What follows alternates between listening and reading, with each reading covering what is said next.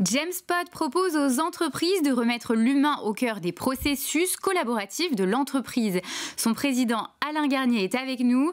Quels sont ses enjeux et ses priorités face à la crise? Tout de suite, place à l'interview de Jean-Marc Sylvestre. Alain, bonjour. Vous étiez venu la première fois. Hein, bonjour. Oui. Au tout début de cette émission. Mais oui, on était le day one, le premier jour du lancement. Mais là, je m'étais aperçu que vous étiez un serial entrepreneur. Vous n'êtes pas à votre première expérience. C'est vrai, c'est ma troisième entreprise. Ouais. Donc vous les faites, vous les développez, vous les vendez, vous recréez. C'est ça, on les fait grandir.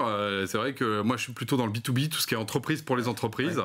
Et c'est un monde dans lequel il y a beaucoup, effectivement, d'évolution. Alors, qu'est-ce qui va se passer là avec la crise qui bouleverse tout? Parce que quand on s'était vu, on pensait que c'était terminé, en gros, hein, que ça se terminait. On ne pensait pas à la deuxième vague. La deuxième vague, elle va quand même laminer beaucoup, non? Alors, c'est le début. Ce qui s'est passé, nous, on fait des plateformes collaboratives, donc on aide les entreprises à mieux collaborer et communiquer. Et aujourd'hui, elles sont obligées de passer par ces plateformes. Donc, c'est pour ça que nous, qui remettons l'humain au cœur de tout ça, ce qu'on essaye d'apporter, justement, c'est un supplément d'âme. C'est pas seulement des fonctionnalités, des visions. Vous vendez un logiciel, pardonnez-moi. Tout à fait. Oui, mais un logiciel... Comment on peut mettre de l'âme dans un logiciel? De la même façon, on met du design dans un meuble, il n'est pas seulement fonctionnel. Pas mal. On amène du beau, on amène justement de la capacité à se projeter, on amène par exemple des animations, on amène le fait que par exemple, nous, tout ce que font les personnes dans nos systèmes leur redonne de la valeur, les mettent en avant. Voilà. Et ça, c'est ce qui fait qu'un Jamespot, c'est plus agréable à utiliser qu'un outil bureautique basique, parce que justement, on y est tout simplement plus agréable, comme chez soi. Quels sont les types de logiciels, de fonctions que vous êtes prêts à satisfaire dans une entreprise? Alors, ce qu'on va retrouver, c'est tout ce qui est autour d'abord de travailler en commun, c'est-à-dire par exemple produire un document ensemble, être capable de se mettre d'accord sur une décision, par exemple. Qu'est-ce qu'on va faire? Donc on a des petits sondages, des petits quiz pour, par exemple, vite converger. Quand on est à 4 ou 5 personnes, alors du coup on fait A ou B. On va avoir toute la problématique aussi du temps long, c'est-à-dire d'être capable de faire des calendriers. Et puis, ce qu'on appelle le management visuel. Vous savez, dans une entreprise, il y a plein de tâches partout. Nous, par exemple, on fabrique des beaux tableaux dans lesquels les gens voient tout ce qu'il y a à faire et ils peuvent se projeter. Donc, c'est pas juste des tâches avec une liste, c'est justement quelque chose dans lequel on peut se projeter.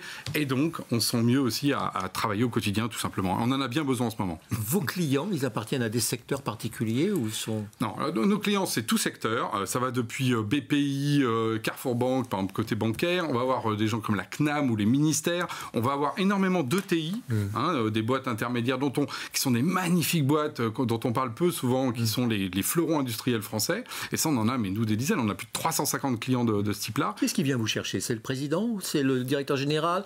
Le directeur financier? Oh, jamais le directeur de l'informatique, jamais le directeur financier.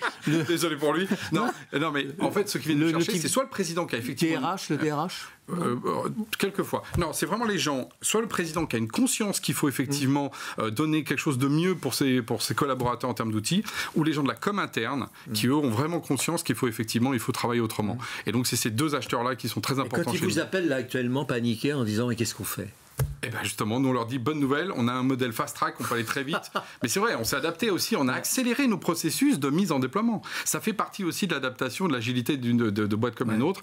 Aujourd'hui, on peut lancer un Jamespot en quelques jours. Et donc, c'est-à-dire quelqu'un qui est le vendredi, il est en panique. Nous, le mardi d'après, ça tourne, quoi. C'est immédiat pour une boîte de 1000 personnes. Ce qui est quand même colossal quand on réfléchit. Par exemple, dans le monde réel, vous ne mettez pas des ronds-points pour une ville en 4 jours. Ça veut dire que votre chiffre d'affaires 2020... Ça va. Ça va? Vous l'avez tenu? Non, c'est pas qu'on l'a tenu. Nous, on va avoir une belle... Par rapport à 2019, vous faites quoi? On devrait faire 30% de croissance.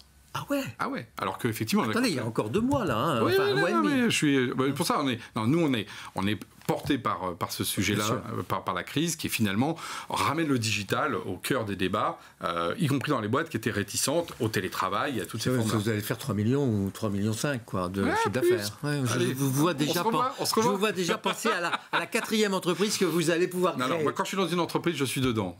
Voilà. Chaque jour suffit sa peine. Merci à vous. Merci. Merci Jean-Marc, merci Alain Garnier.